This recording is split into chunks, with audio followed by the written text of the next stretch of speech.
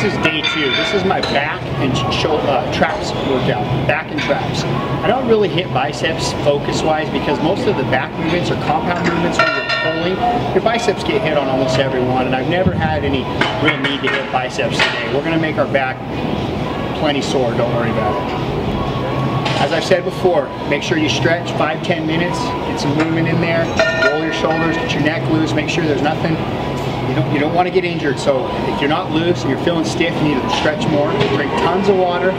The goal for reps, again, 4 sets, 10 to 15 as we do all these different workouts today. The first lift I like to start off with is a good old-fashioned wide grip front pull-up.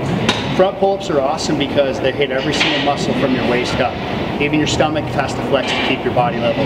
Do as many as you can. If the weights of your body weight is too heavy, then just do a lat pull machine or some kind of modification where you have a spotter. The key is just getting that good front movement, pulling into your back, stretching everything out. Make sure your arms go straight and do a full contraction. Don't short arm it. Give it a long, smooth stroke. That's the key with this. 10 to 15 reps is the goal. If you can't do it, do as many as you can, but try to get 4 or 5 good sets in to get the blood flow and get your back loose. The next one I like to do is a palms forward pull up, just like the original one you just did, but now instead of like this, it's like this. This is going to work your arms at a whole different angle, also work different muscles in your back.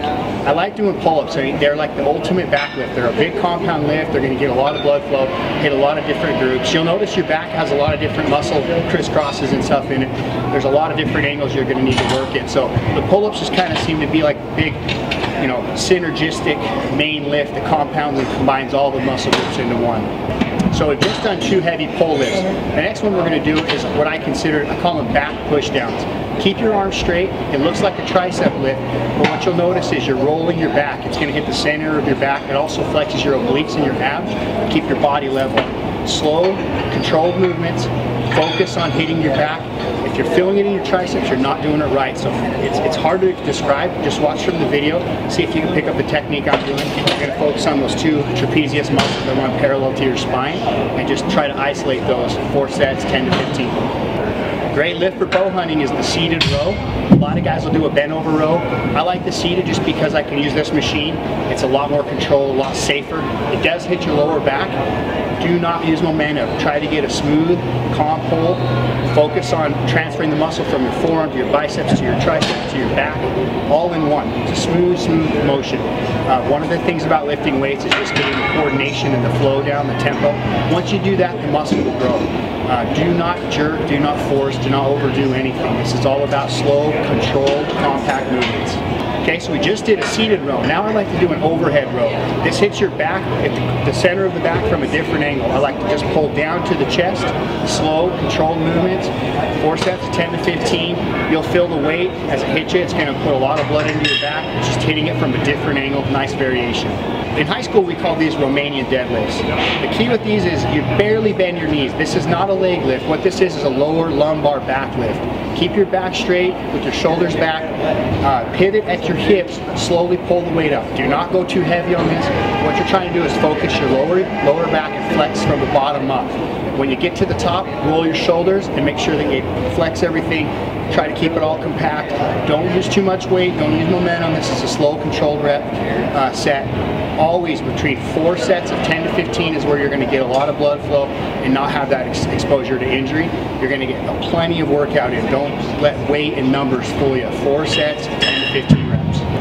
Okay, the last lift we're going to do for the back today is the bent over fly. It's a lot like the rear deltoid workouts, but except for your palms are down and you're pulling into the motion where you squeeze the center of your back together. Just try to focus on making the wings, your lats, squeeze and flex together. Lightweight, controlled movements. Don't overdo this one. It's going to take some practice, but it's a great way to kind of wrap up your back workout. The traps are something everyone likes to work, the trapezius. They go from the top, basically from your neck all the way to the middle of your back. It's basically what your back straps are on an animal. There's 2 good trap workouts I like to do. One, I like to keep the hands in front, focus on one arm at a time. Elbows stay straight and locked. All you're doing is pulling from the back upward. You're not jerking, you're not pulling with your elbow. It's a slow, controlled movement. Focus on making your back do the work. Your arm is just a lever and you're pulling with your back. The second trap workout is a 2 dumbbell, 1 in each hand. This time instead of in front of the body, they're on the sides of the body.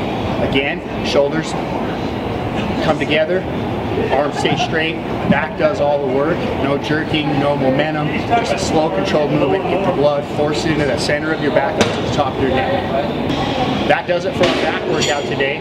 Like we said before, drink a lot of water, make sure you stretch 5 to 10 minutes, get everything loose, get the blood out of your body, make sure you're nice and loose and that you don't have any stiffness or soreness anywhere. Anytime you're stiff or sore, you need to stretch. That's your body telling you to loosen up a little bit. If you have any questions on training, hunting, or filming, visit ZachGriffith.com for more information. Yes, sir. Dad and method,